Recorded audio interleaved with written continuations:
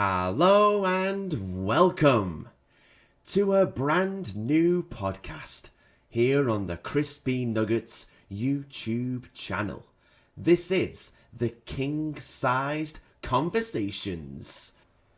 For our first episode, we are joined today by Keegan Dimitrijevic. Now, not only is he an aspiring wrestler, but he's also a huge gaming fan too. So we're very excited to have him on the show today. Thanks very much for coming back on the podcast the second time now, Keegan. How are you today? I'm fantastic, man. How about you? Yes, I'm doing all right, man. I'm doing well. So, first time we talked, it was all about wrestling.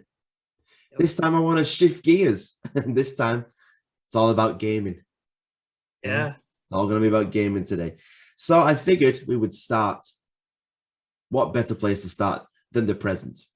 Yeah. The present. Good. Yeah. So as far as 2022 goes, what have you been playing this year so far? WWE 2K22. There you go. There you go. Like, I mean, I think that's the obvious answer for me. Because I don't really play a lot of the other, I guess, newer games, for lack of a better term. I'm more of a retro gamer, like we discussed before we went on the show. And so WWE 2K22, just because it came out literally, I think, last month, I pre-ordered it, and because I wanted the 3 Undertakers that came with it, so I pre-ordered the game, and yeah, I've been playing my GM mode ever since, trying to pretend that I actually know what I'm talking about.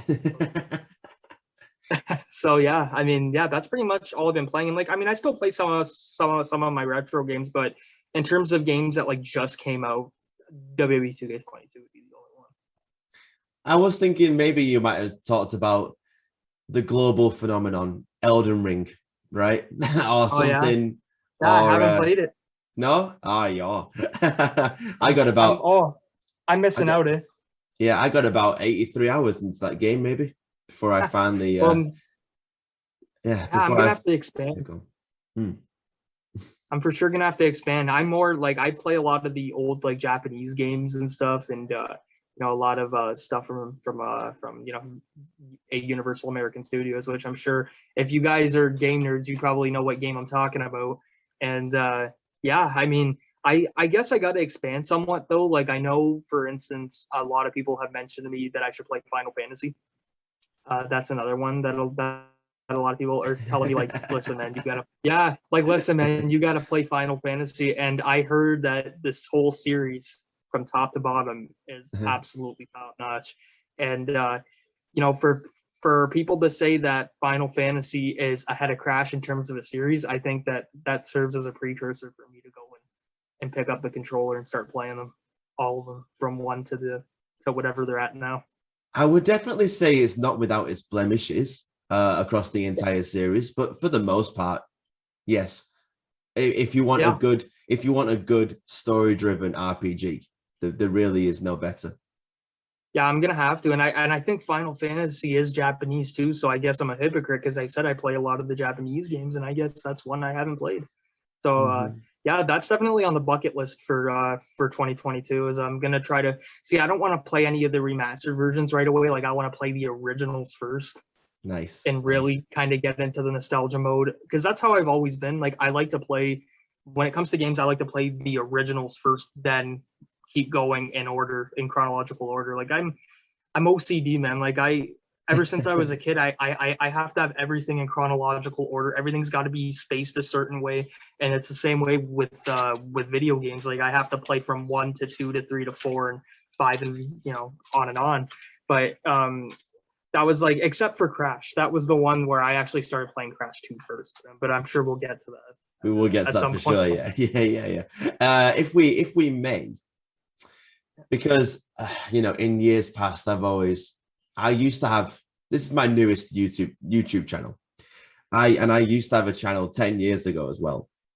And I remember one of my most fun rants to do was about the WWE 2K video games. I think it was like WWE 2K12, yeah, 2K11, 2K12 at the time. Those were 2 great games. Yeah. I love those both. but I mean, but not without their issues, right? And then I feel like as it went on and on, the issues kind of got worse and worse. So okay, so just going back to like present time, how do you feel that 2K22 stacks up to previous games? 17, 18, 19, 20. If we're just comparing from the 2K series, I'd probably say it's in the top 3, maybe. Top 3. Because like for me, like I've played, the only one I didn't play from the 2K series was 2K20 because I heard it was just horrible and I wasn't gonna go and spend $80, on something that I wouldn't enjoy playing. It's like $100, right? Sometimes they would have, something like that.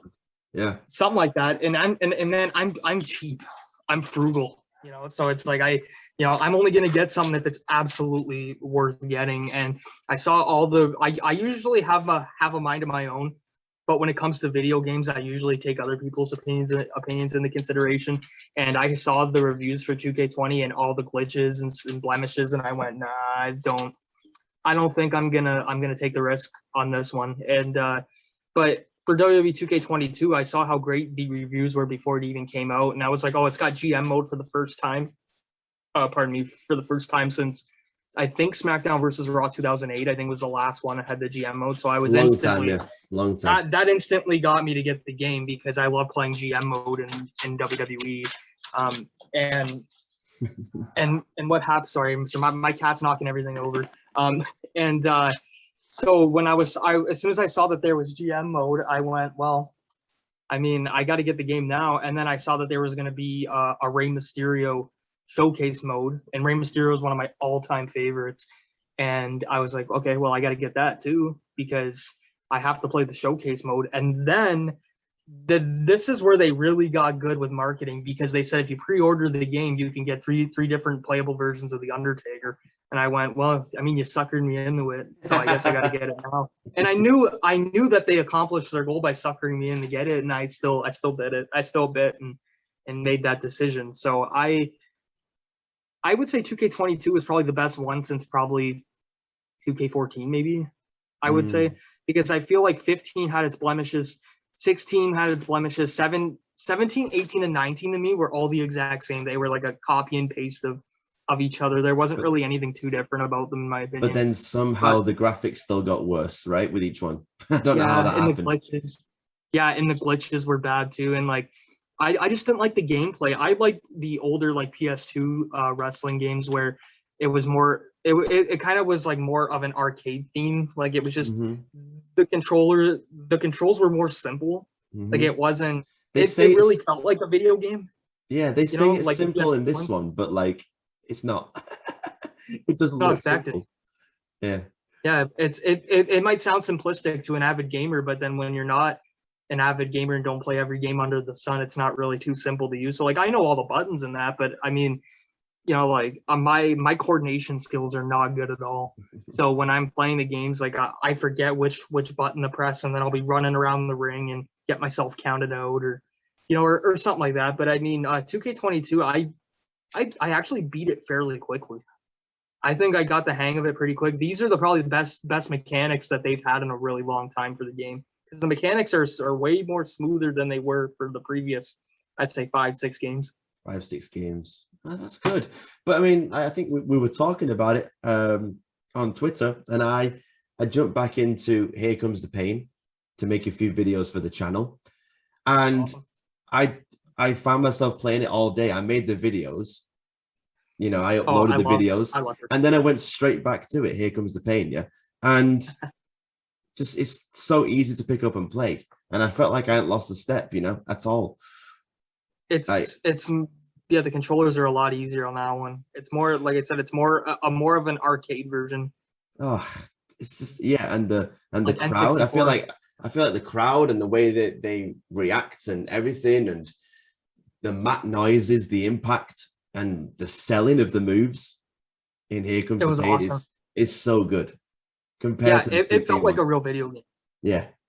And plus two, I love the season mode. I think the season modes on both Raw and SmackDown for Here Comes the Pain were great. And I love too, I think it was the only game where at any time you could request to change a brand. So like if you were on SmackDown, you could ask Stephanie to go to Raw, or if you were on Raw, you could ask Bischoff to go to SmackDown, and then you would earn like certain points, and then you can contend for the WWE title, which was so cool. I loved Here Comes the Pain.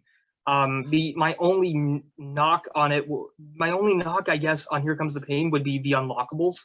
Right. I kind of wish there was more of a variety of what you could unlock, because they had Sergeant Slaughter, who I love, and they have Teddy DiBiase, who I love, but it was more kind of like of the golden era guys. Like there wasn't like I know Ultimate Warrior was originally supposed to be in the game, but then there was a threat of a lawsuit or something, so he got cut.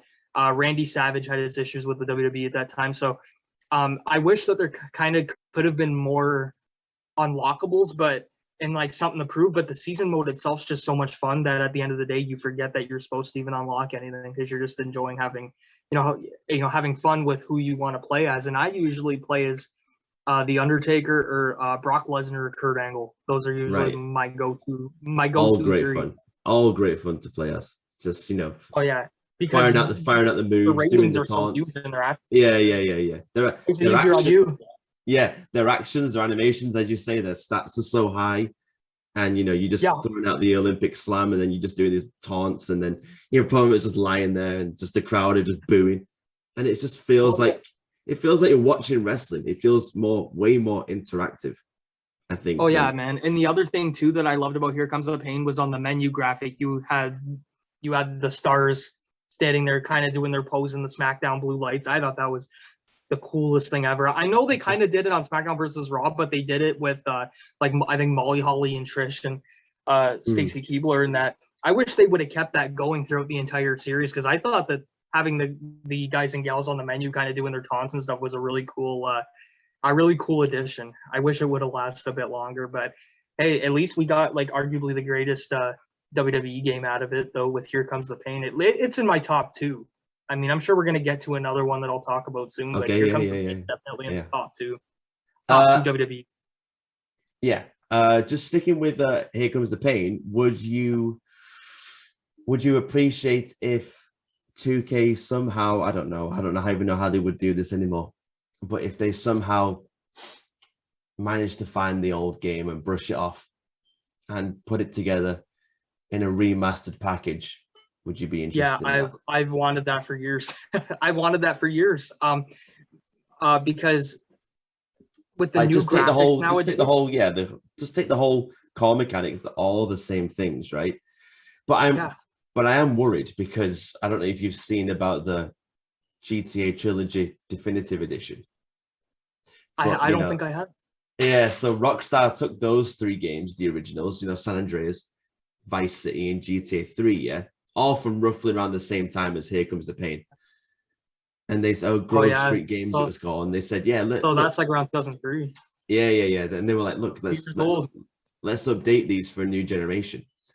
I love remastered games because they usually knock them out of the park for the most part. Yeah. Usually, and Here Comes the Pain would definitely be one. The only thing is I don't know how many changes they would make, due to circumstances that I'm not going to fully mention on here. But like they might not be able to add certain people, and I don't know if I don't know if they would or not. I don't know. A part of me says no, don't add certain people, but then there are certain people that made such huge contributions at that time that it's kind of, if you ignore them in that piece of history, it's very difficult to create something without omitting something big. So like, for example, if you're gonna talk about the main event of WrestleMania of whatever, and someone's in that main event and they made history, and it's such big history that everybody knows it, whether they were alive at the time that it happened or not, it's going to be very difficult to ignore that. And I don't want to say insult the intelligence of the audience, but to kind of just blacklist that. It's difficult. So I think that's one of the things too of why maybe they haven't remastered it yet, is because there's probably a few people on the game that they don't want to have in it for certain reasons, and understandable and justified reasons. But if they could somehow work around that, I would absolutely love to. I would love to see it. But then a part of me too is like, if you have the game and you omit certain people who are in the season mode or were the top stars in the company at that time, it's going to be, you're going to kind of feel incomplete. And I think maybe that's how they feel, is like they don't want to add certain guys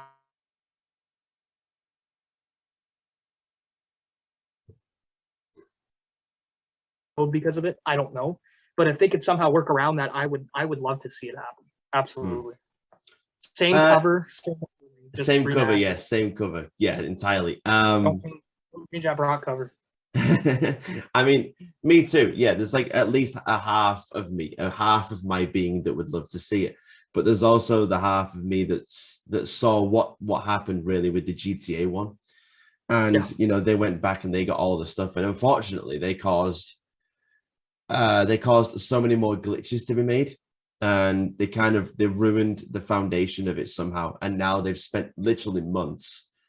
Yeah, like, you don't want to tarnish trying to piece, trying to piece the game back together. So there's actually like a part of me that's like, maybe just leave it alone, because you know, with the power of emulation, you can still play it, right? You can still play it in its entirety. Here Comes the Pain. Some stones are better left unturned, and I don't know if that's the case for Here Comes the Pain. But I mean, like, if you're gonna just completely change the whole season mode and leave a million people out that should be in it, I would say just not do it, because then, you know, like I said before, then you're gonna have the issue of historical accuracy, and if you might as well just make a whole new game. If you want to remaster Here Comes the Pain but change everything about it, then I might as well just make a new game, right?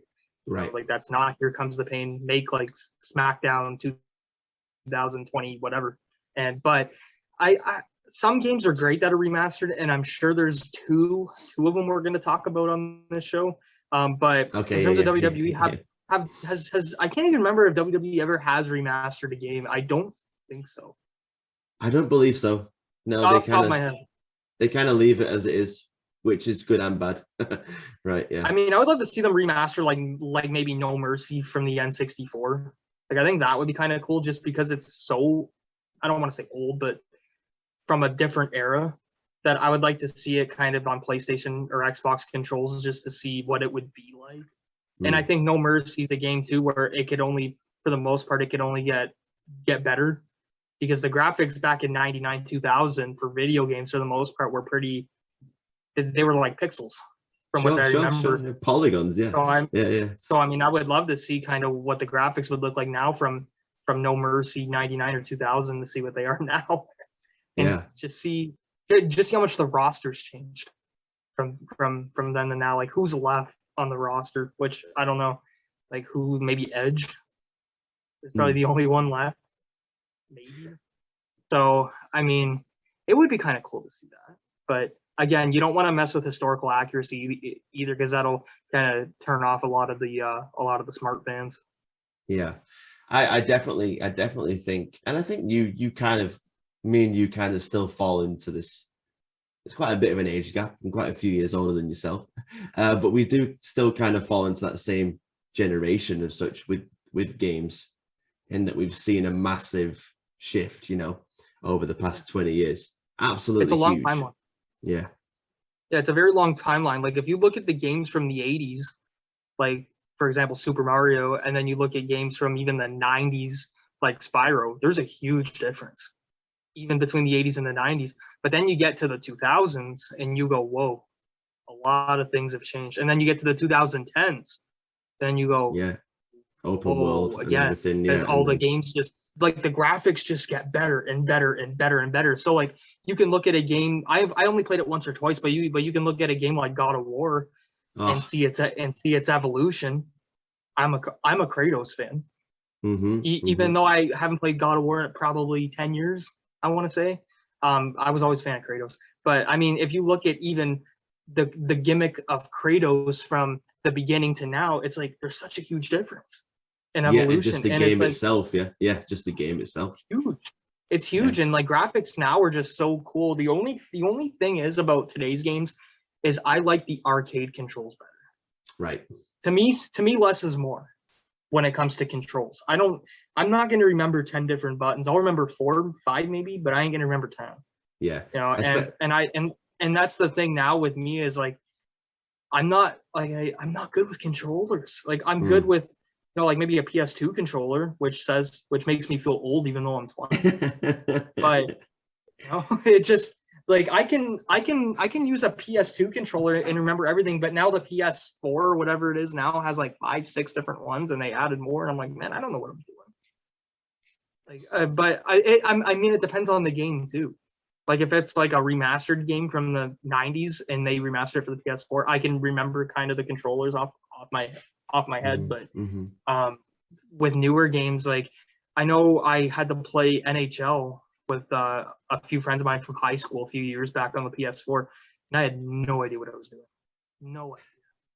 Oh yeah, Like, the I NHL. was like, Yeah, those sports games, as you say, so complicated nowadays. All of them. oh, I'll stick with the PS2 for NHL games. Like NHL 2K5, I still play, and that's like the only one that I will still play left because I remember how to play it. But that's it. I mean, it just makes me feel old, even though I'm a baby. I'm almost a newborn when you think about it, and it's like, I was born in '01, and video games in '01 had half decent graphics from what I remember. But much Playing better when I was experiences younger. because we still remember them. Yeah, like I mean, I wasn't playing the '01 games in '01, but like around '05, '06, I think is when I maybe started playing video games. And I was playing games from like '01 and 90, 99, 98. And then I started playing games from the '80s and I went, holy crap, the graphics. But I thought the graphics were good for the time because I didn't know that there was games in the 2000s being made. I just thought games were a thing of the past when I was a kid. And because I only played the old games, like I'll give you a huge example. My mom used to play Crash. My mom was an avid Crash player. So when I was a kid, that's all you saw with video games. So I thought Crash was the only game that ever existed. So that's all I played. Played Crash 2 till my heart was content, and I still play it to this day, which tells you something. And I still played on the original PS1. But wow, nice. With the old CRT TV, right, and everything. Yep. Nice. Yeah. And and we used to have a big box TV, which probably shows how old that is. It was a huge heavy box TV that was probably about 150, 200 pounds. And that's like, and they still had like all the colored AV things that you had to plug in. So it was like the AV adapters. So it's old. You're sending me on a trip right now. You're sending me down memory lane right now. I'm like, it's nostalgia. The neurons are firing. like my mom used to play it all the time, and I remember, staying up late and like, playing Crash and hearing that old kind of PS1 intro where it shows like the blue and red PlayStation logo and the kind of like, I don't know what it sounds like, a harmonica kind of, Yeah. And you just get chills from that. It's so much nostalgia, and it's so iconic. That's how that's how I got introduced into video games. Was I believe Crash 2 was the first game I ever played. So that game holds some sentimental value. I'm not sure why. I'm not sure why over the years, Sony especially, they tended to drop that, right? Like you say with the PS1 intro, iconic. PS2, I would say just as iconic. But then after PS3, it started to drop. And PS5 now, you start the PS5 up. I think I remember as well, only one time, and this is the first time I owned the PS5, the first time you boot it up. And it's got a pretty cool intro. But then it never does it again for as long as you own the console. It does it once. They're ruining the nostalgia, man. Like everybody remembers the PS1 intro or the PS2 intro. Like, everybody does. Like everybody who's a gamer can attest to that. And I'm gonna actually reveal something right now that everybody who's listening is gonna probably laugh at. But I have the double-decker PS2, and it's sitting right on my desktop right now, and it's what's holding my phone up to talk to you. That's how ancient the big fat PS2, yeah, nice. Yep. I got the big fat one, the overweight one, and it still works perfectly, 100%. And I play it off my PC, and that's what streams off my Twitch. Oh mate, they were built for something different back in the day. I swear. Nowadays they talk about with the PS5, and they're like, the complaints and stuff they get all the time. Oh, my console's broke. Oh no, this is broken. Then they said they can't make enough chips and everything. And then you've got PS2 is durable. You've got a PS. Oh man, you could probably throw it out of a window. It's probably like the Nokia 3210, right? It's just a brick. Yeah, it's a complete brick. Oh yeah, man, the PS2 is durable. I mean, you could hit this thing with a sledgehammer and it'll still find a way to work. Yeah, absolutely. Just going back to what you said about NHL real quick. Well, Yeah. NHL, that's NHL. But for me, as far as like with the American football games, they're also just like, Madden and stuff now. I just prefer NFL Blitz from PS1. You know what's funny? That's my favorite American football game ever. Yeah, you know what's funny about that is I used to have a GameCube and I played NFL Blitz 2003, or as they would say, 2003. That's what they say in the intro. I remember the exact intro. And that was the only NFL game. Yeah, that was the only NFL game I played probably until like Madden 13. Wow. And then I played that one for a little bit on the I think it was the Xbox 360. I played that one on. I might have to look into that for the channel. Yeah, I might have to look into that for the channel.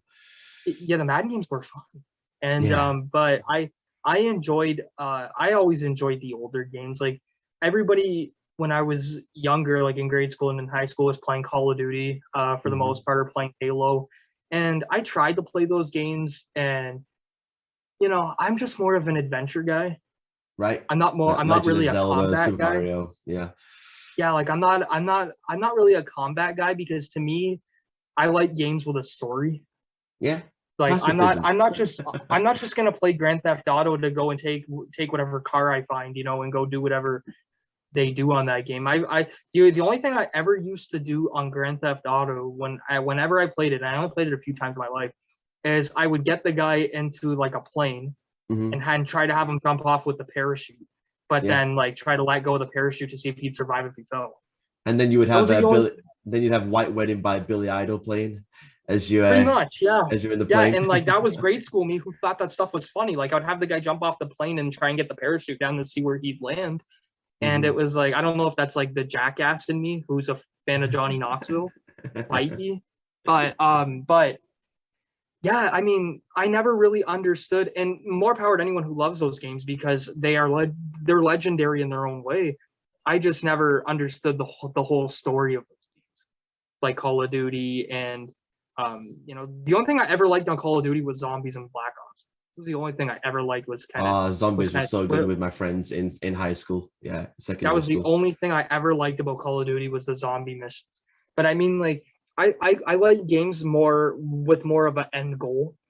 In games like Super Mario, Spyro, Crash, Donkey Kong, Ape Escape, they all kind of have an end goal, and they're all adventure games, and they're not like, they don't have to be gory.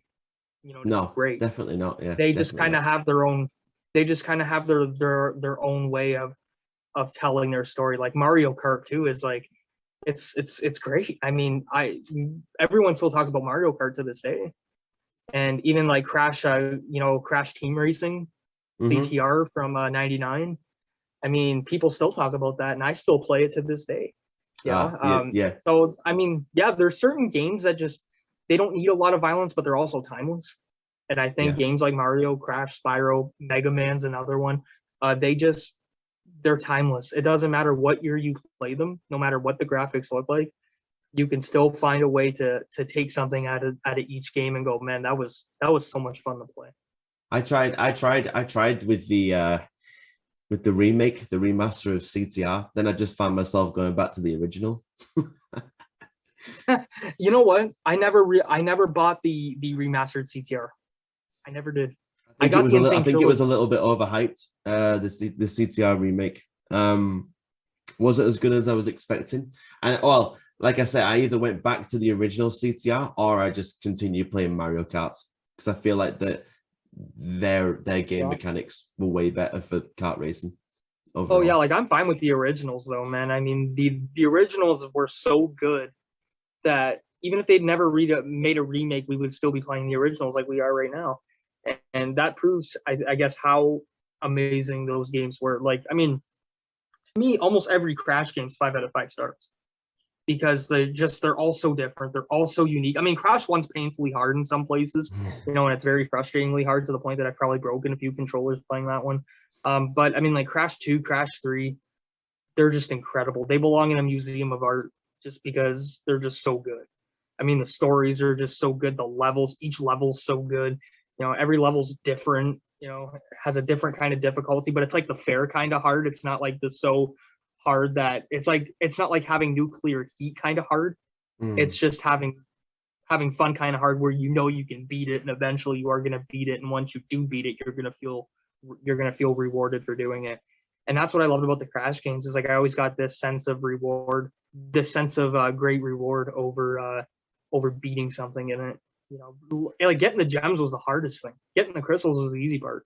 But the gems, man, I don't know how long it took me to ever get all the gems. It took me forever.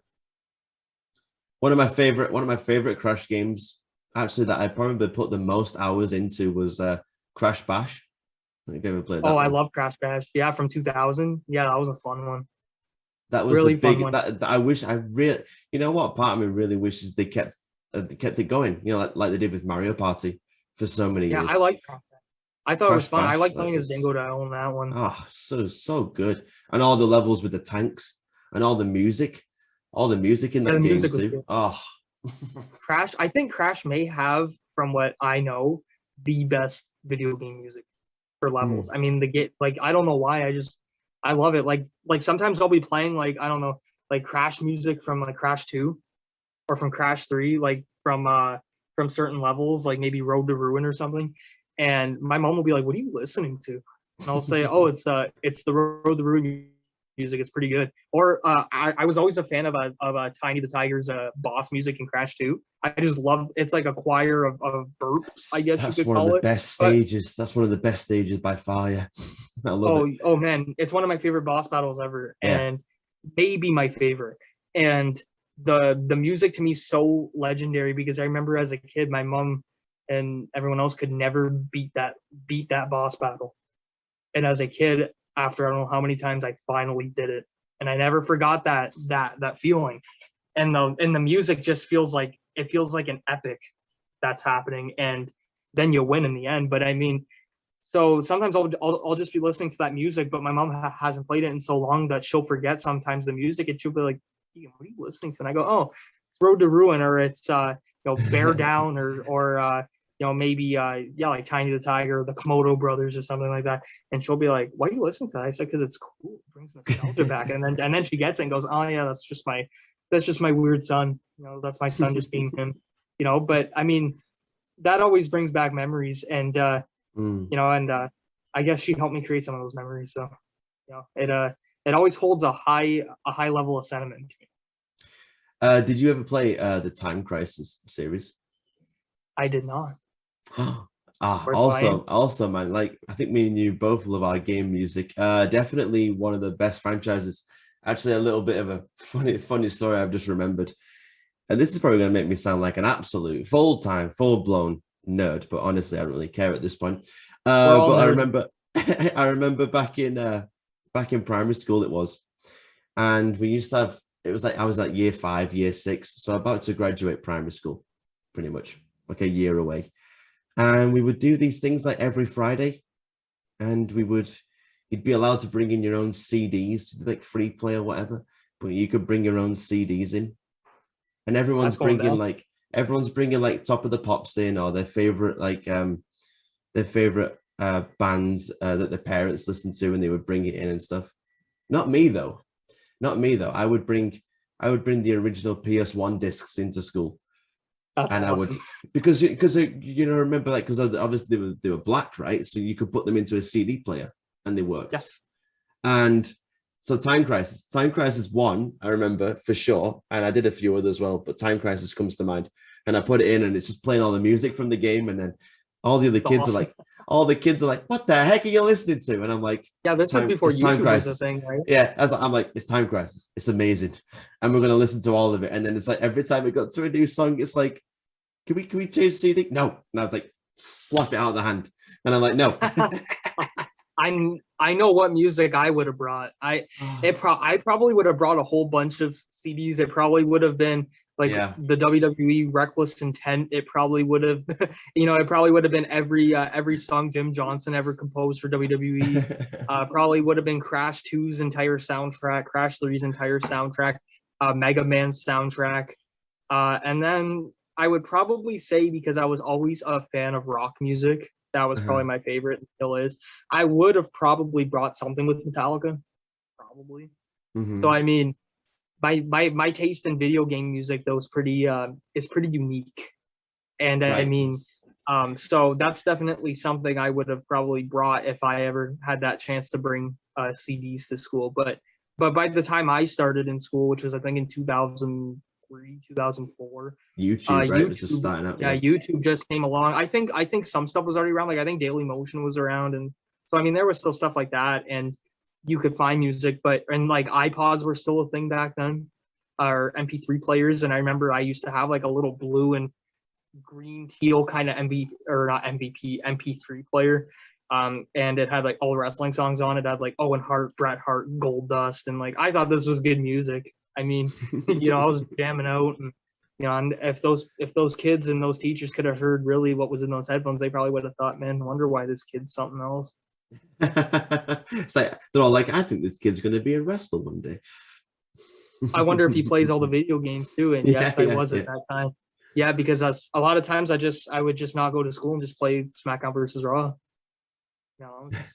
It's just what you do as a kid. You don't want to learn. You just want to go play, what you love. And WWE games and Crash are what I loved and what I played the most. I mean, Spyro was there too, and Mega Man I played a lot, but it was usually Crash. SmackDown Here Comes the Pain was the other one.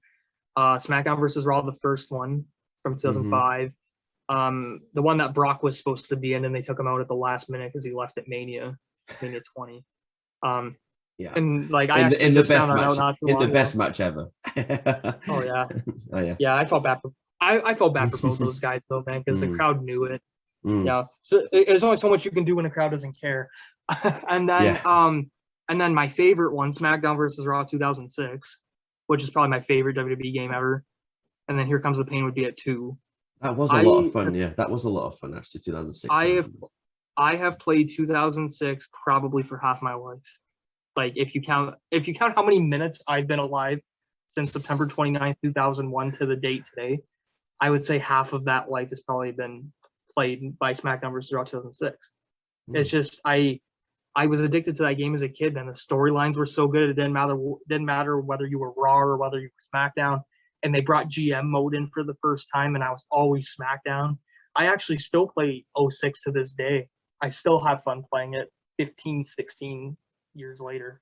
It's crazy. I started playing when I was like 3 or 4. That's the great thing about games that are so old, if you can. That's how you know it's great. Yeah. That's how you know that a game's 5 stars, and it's classified as a legendary video game, maybe on the Mount Rushmore, because you can go 10, 15, 20 years later, if the game still works, if we haven't burned it out by then, and you can still play it and still have just as much fun then as you did now, and vice versa. And it's crazy when you think about it. So and the great thing about 2006 SmackDown versus Raw, or Here Comes the Pain, or like the original Donkey Kong games, is that they didn't fall into the whole, now let's keep porting it, let's keep bringing it out year after year after year on all the new consoles. People can just jump straight back to it instead. So people in 10 years time, 10, 15 years time, they're not going to be playing the original version of Resident Evil 4 that came out in 2003. They're going to be playing the one that came out in 2020, because there were still versions coming out in 2020. Do you know what I mean? But with these games that are timeless, you can jump straight back and still. Oh yeah, a lot of games are timeless, and I'm sure too, because like I have nephews and I have people who are a lot younger than me. I started getting them about last year to start playing SmackDown versus Raw 2006, because they're still young, like they're still in grade school, not even in grade 5 yet, and because now they're fans of wrestling, they're starting to get the wrestling bug. And now they're asking their mom, who's my sister, for everything wrestling. And I always have SmackDown vs. Raw 2006 or something like that in my back pocket for them to play, and they enjoy it. They absolutely enjoy it. And it's like, it brings a special joy to me that they enjoyed what I enjoyed as a kid, yet they don't realize yet that this game was from when their uncle was actually a kid, when he was younger, and so it's kind of cool to see that, because I want to pass it on, like, I mean, everybody plays all the new stuff, but I think in order to play the new stuff, you have to appreciate the old stuff and its predecessor. I don't think people are going to be playing the 2K stuff in 10 years, honestly. No, I don't think so. Playing 2K15 in 2035. I think people are still going to try and go back to this. I think Here Comes the Pain will still be played. Yeah, I do. Yeah. I think Here Comes the Pain 06 and 07 will probably all still be played because those are games that everybody still holds in high regard, and I don't blame them because those games are awesome. But I mean, it would be cool just to kind of see people, because like even a lot of people my age, they like a lot of the new stuff. A lot of them don't go back and look at the old stuff. Like I'm sure a lot of people my age, if I handed them a game from 1988, let's say the first Mega Man X, they'd probably go, "What the heck is this?" Unless if they're a video, unless if they're a video game mark, like I am for like the old adventure games. Unless if you're a diehard video game fan, someone my age is going to look at Mega Man X, from '88 and go, "Why would you play this right now when the graphics are so much better today?" And it's not because of the graphics; it's because of one the nostalgia, and two, because I'm a history fan too. I'm doing history in university. I like to know what came first. Like I like to know the origin of why video games are the way they are today. And you have to look back to the past for that. You have to revert to the past, and you have to look at the predecessors, and then you can look at the contemporaries today and go, "Oh, that's why the game, is like this today rather than like it was in the past." You see the evolution of it. You see the evolution of each game, and it's like they just came out with Mega Man 11, I think in 2018, I believe, is when Mega Man 11 came out. Yes, and I believe so. And and it's awesome. It's an awesome game, and you can still have just as much fun playing Mega Man 11 as you would, the first ever Mega Man X that came out in, I think it was 88. I think 87 or 88. No one quote me on that.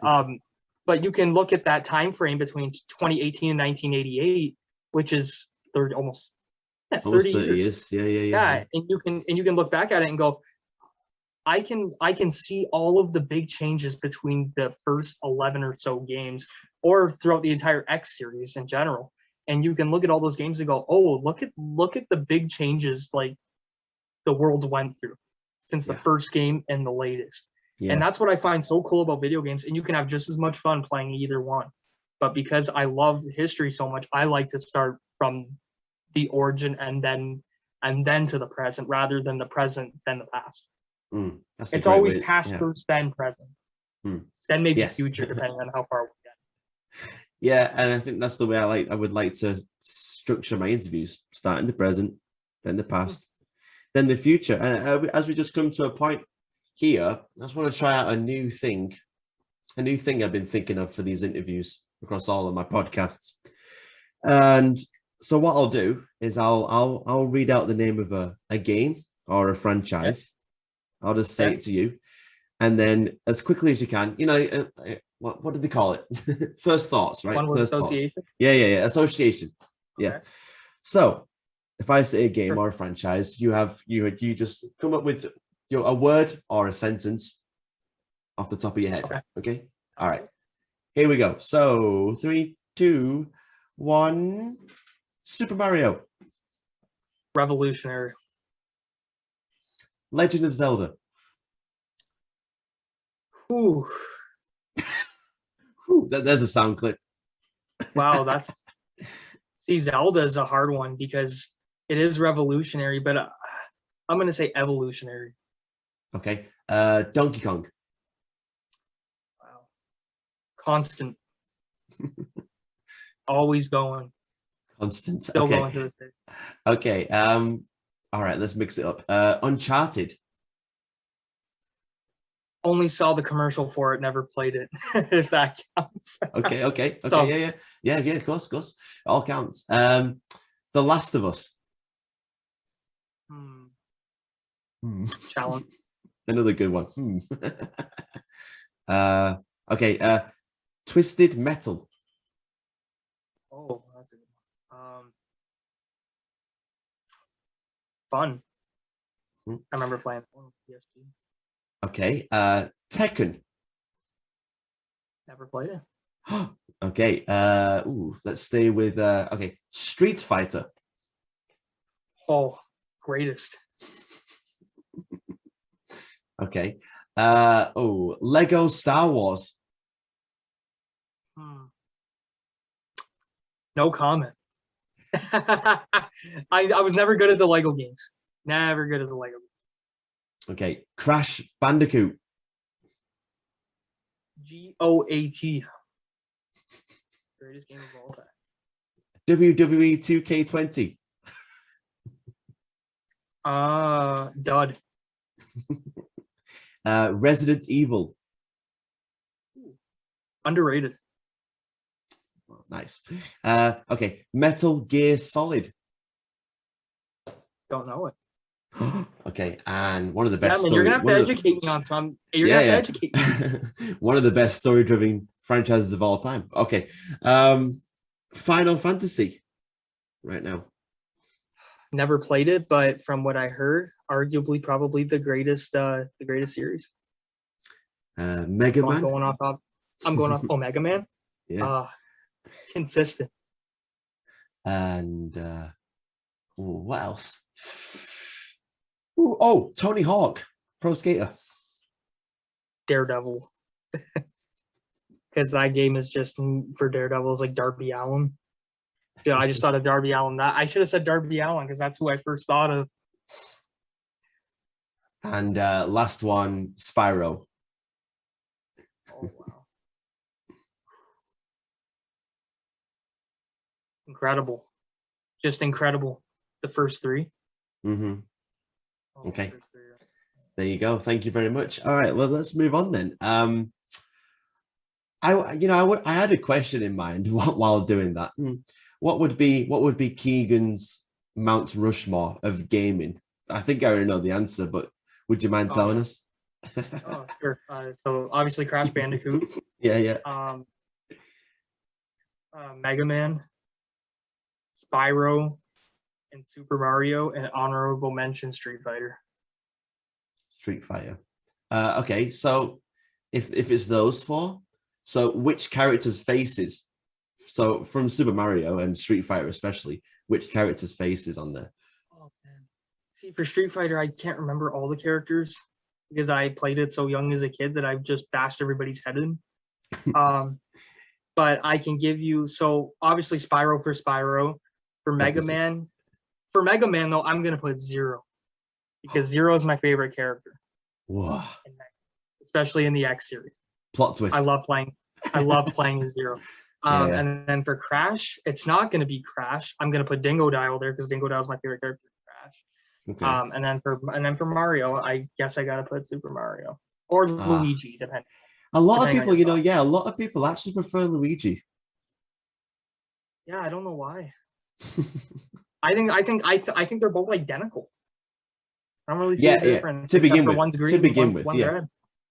with, they were just palette swaps. Maybe the mustaches are a bit different, but yeah, it would have been cool if one of them had like a mustache and the other just had a beard. But it's just like, yeah, one has like a curly mustache and the other one just has like a handlebar mustache kind of like half handlebar, half not.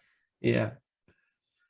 And so for Street Fighter, so who did you play as? I could probably tell you the name of the character if you say what kind of moves you remember using, and then I could probably tell you. I just remember a guy with a white cape and short but not so short black hair. Can't remember his name though. Oh, Ryu, yeah, Ryu. Yeah, I guess it would be Ryu. Yeah, his hair was like in the front it was like kind of long, but it was like short in the back. Like it was just I don't know. But like I haven't played it in so long that I need to get back into the swing of things. If you want a new story-driven franchise, I highly recommend Metal Gear Solid, and you can find at least Metal Gear Solid 2 and 3 for your big fat PS2 there in your bedroom, in your room. Awesome. Oh man, it's been fun. It's been fun chatting with you. Yeah, man, it's been great. It's been a great time. So let's end then. I think we're about the hour mark. That's fantastic, man. I feel like the time's just absolutely flown by. But let's end with some quick predictions for the future, shall we? Sure. Where where do you think gaming's going next? I currently have I have the Oculus Rift 2, right? And next thing you know, you're Quest, gonna have sorry. the real Yeah. people in the freaking games with how good the graphics are. So would you say that? Yeah, would you say that's the big thing? Because obviously, like right now, everyone's playing the mobile games. Honestly, I don't understand it, but it's a huge global market, right? And I get it, but like, yeah. So where do you see gaming going in the future? I'm gonna say probably. I think it's just gonna get better. I can only see it getting better because technology is getting better. So I'm gonna say, gonna keep going upward, hopefully. And as soon as we finish this little interview here, which has been fantastic, this little chat here, what game are you going to play first, right after this interview, Crash. whenever that may be? Crash. Crash 2. Crash 2. Yep, that'll be it. Do you have the 100% save file ready to go? Absolutely. I got more than one. Good stuff. Fantastic. All righty then. Well, thank you very much for joining, Keegan. It's been great to have you again. Absolutely, man. My pleasure. Yes. Fantastic. And when you get chance, I already have a permadeath, and this is for everyone listening. I have a permadeath run of Crash Bandicoot up on my channel, and I lasted a whopping, well, I won't tell you because it'll be a spoiler. So go and watch that. And I will be doing a speed run permadeath for Crash 2 and Crash 3. But as soon as I die, it's over. Good luck. Thanks very much, Keegan. Thank you very much, Keegan. And I look forward to hopefully educating you a bit more about some of these other games. But you can do the same for me for Mega Man. Absolutely, man. Just send me a DM and I'll be sure to respond and try to play these games. Thank you very much for your time, and bye-bye. See you next time. Thank you, man. And thank you as well to yourselves, the listener. Thanks very much for coming in. Thanks very much for hanging out. Hopefully, we've allowed you to also take a trip down memory lane. Thanks very much for joining us today. And if you liked the show, if you enjoyed what you heard, please consider giving it a thumbs up. Please consider a subscribe and a follow too. I'd really appreciate it here on the channel. And also, if you want to stay notified for future gaming videos and king-sized conversations, be sure to ring-a-ding that notification bell. And I can't wait to see, speak, and hear from you all again. Thanks very much.